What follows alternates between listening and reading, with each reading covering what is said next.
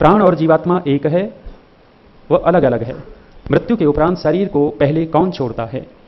प्राण और जीवात्मा दोनों अलग अलग हैं। प्राण जड़ चीज है और जीवात्मा चेतन वस्तु है। दोनों की सत्ता भिन्न भिन्न है। मृत्यु के उपरांत शरीर को पहले कौन छोड़ता है? मृत्यु के उपरांत पहले जीवात्मा शरीर छोड़ता है। सूक्ष्म शरीर के साथ जीवात्मा शरीर को छोड़ करके चला जाता है, साथ साथ प्राण भी निकलते हैं। कई बार ऐसी स्थिति होती है जैसे जहरीले प्राणी को हम मार देते हैं। सांप को मारने के बाद जीवात्मा निकल गया है, लेकिन सांप फिर भी थोड़ी देर तक उसके अंदर चेष्टा सी दिखाई देती है। वो व्यान नामक प्राण उसके अंदर उस समय उपस्थित रहता है। व्यान नामक प्राण है, वो प्राण चेष्टा करवा रहा है, धीरे धीरे वो प्राण भी निकल जाता है। तो पहले जीवात्मा निकलता है सूक्ष्म शरीर के साथ। मरणोपरांत पुनर्जन्म में कितना समय लगता है तथा बीच की अवधि में जीवात्मा क्या करता है? आत्मा के साथ कौन कौन रहता है?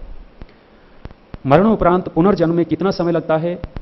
महर्षि लिखते हैं वेद के आधार पर कुछ काल लगता है, कुछ काल। उस कुछ काल की ऋषि ने व्याख्या नहीं की कि 1 सेकंड, 1 मिनट, 1 घंटा, 1 दिन, 10 दिन, ऐसी कोई व्याख्या नहीं की। कुछ काल लिखा है। जिस जीवात्मा के कर्म जिस भी प्रकार के हैं, उस आधार पर परमात्मा उस जीवात्मा को अगला जन्म दे देता है। उसमें थोड़ा समय भी लग सकता है और तत्काल भी परमात्मा उसको जन्म दे सकता है। शरीर छूट गया है पुराने वाला और नया शरीर अभी मिला नहीं है, इसके बीच में जीवात्मा की क्या गति होती है? लोग कहते हैं कि जीवात्मा भटकता रहता है। जीवात्मा कहीं नहीं भटकता। जीवात्मा बिना शरीर के सहयोग के कुछ भी नहीं कर सकता।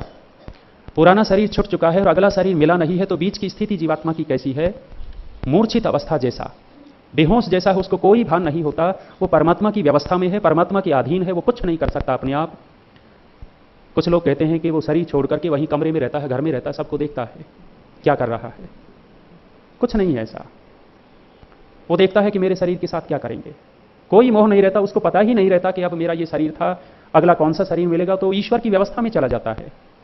हम लोगों ने कल्पनाएं ऐसी ऐसी कर डाली और उन कल्पनाओं के आधार पर स्वयं डरते हैं और दूसरों को डरा देते हैं। तो पहला शरीर छूट गया है, दूसरा शरीर मिला नहीं है, इसके बीच में जीवात्मा की स्थिति ये रहती है कि वो मूर्छित अवस्था में परमात्मा की व्यवस्था में रहता है, ईश्वर के अधीन रहता है। वो अपनी मर्जी से कुछ भी नहीं कर सकता। न किसी के अंदर घुस करके भूत जैसा पराक्रम करवा देवे, ऐसा कुछ नहीं है।